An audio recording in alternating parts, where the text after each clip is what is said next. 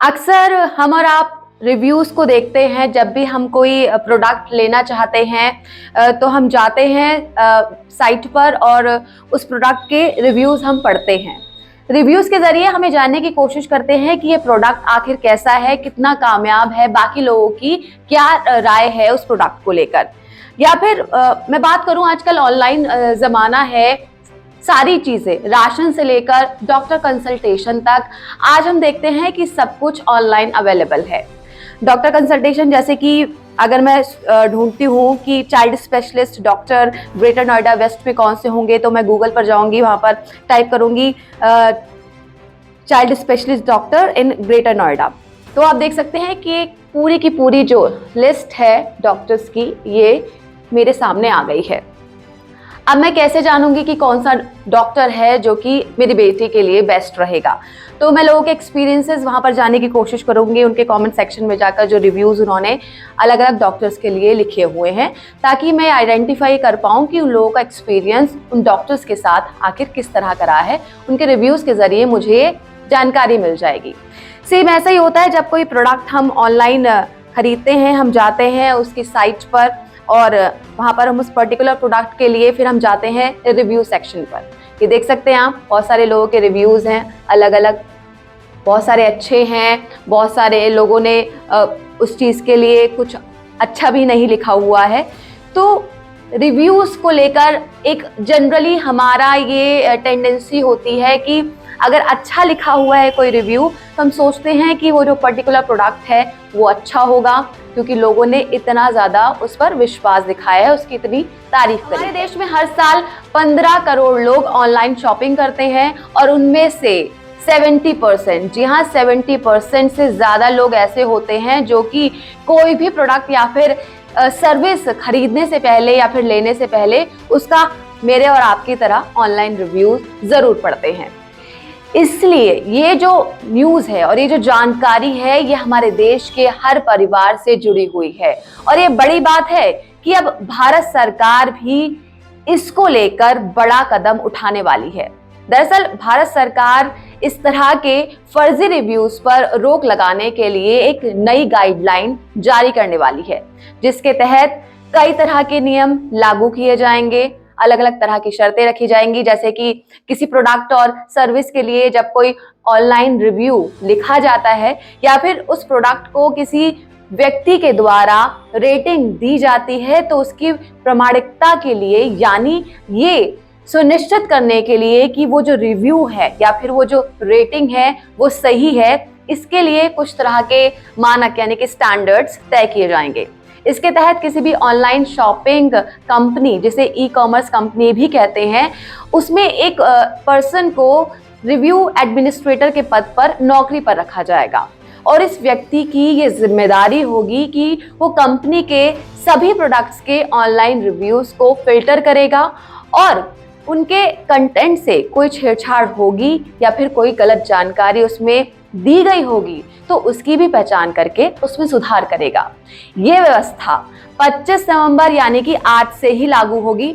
और ये बड़ी बात है कि शुरुआत में इन कंपनियों को सरकार की तरह से पूरी छूट मिलेगी कि वो इन गाइडलाइंस का पालन करती हैं या फिर नहीं करती। यानी ये जो पूरी गाइडलाइंस है इन कंपनियों की स्वेच्छा पर निर्भर होगा। हालांकि अगर ज्यादातर कंपनीज इसका पालन नहीं करती हैं, तो सरकार इन गाइडलाइंस को इन सभी कंपनीज के लिए अनिवार्य बनाने पर भी विचार कर सकती है।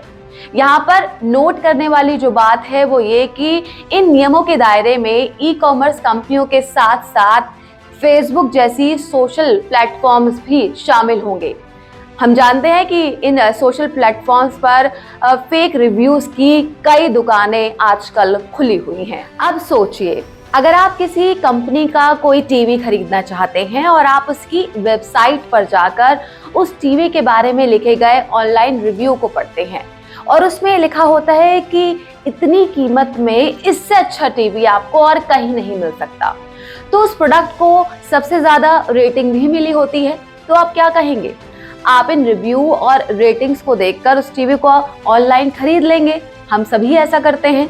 लेकिन कुछ महीनों बाद जब उस टीवी में कोई खराबी आएगी, तब ये पता चलता है कि असल में ऑनलाइन शॉपिंग करते वक्त आपने जो रिव्यूज पढ़े थे वो पूरी तरह से फर्जी थे और आपके साथ धोखाधड़ी हुई है।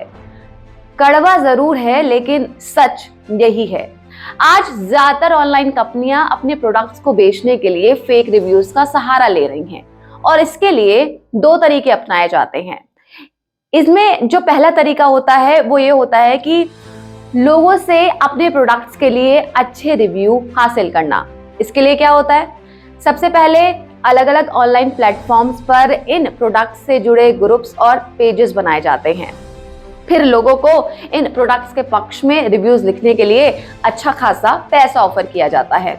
उदाहरण के तौर पर अगर कोई प्रोडक्ट 500 रुपए का है, अगर आपके पास सोशल मीडिया अकाउंट से उस प्रोडक्ट के लिए एक शानदार फेक रिव्यू लिखने के लिए तैयार हो जाते हैं तो इसके बदले में आपको कम से कम 200 रुपए तक बड़ी आसानी से मिल सकते हैं। यानी कि अगर कोई व्यक्ति दिन भर में 5 फेक रिव्यूज लिखता है तो उसकी एक दिन की आमदनी कितनी हुई? 1000 रुपए। और महीने की कमाई कितनी हुई? 30,000 रुपए। वैसे आप अक्सर ऐसे विज्ञापनों के बारे में जरूर सुनते होंगे जिसमें लोगों को घर पर बैठे बैठे 25 से 30,000 रुपए कमाने का ऑफर दिया जाता है। ये सभी नौकरियां आमतौर पर इसी तरह की होती हैं, जिसमें लोगों से फेक रिव्यूज लिखवाए जाते हैं, रेटिंग्स बढ़वाई जाती हैं। वहीं मैं दूसरे तरीके की अगर बात करूं तो वो है असली रिव्यूज को पूरी तरह से खत्म कर देना।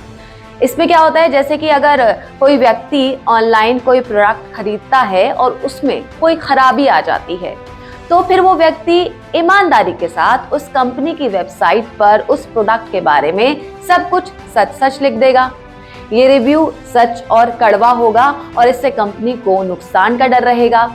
ऐसे में ये ऑनलाइन कंपनियां जो है वो क्या करती हैं, एक ऐसे एजेंट को वो नौकरी पर रखती हैं जो दिन भर असली रिव्यू लिखने वाले कस्टमर्स को फोन करते हैं और उन्हें ये बताते हैं कि अगर वो अपना रिव्यू कंपनी की वेबसाइट से हटा लेते हैं तो कंपनी उन्हें कैशबैक भी देगी और उनके प्रोडक्ट को भी कंपनी बदल कर देगी।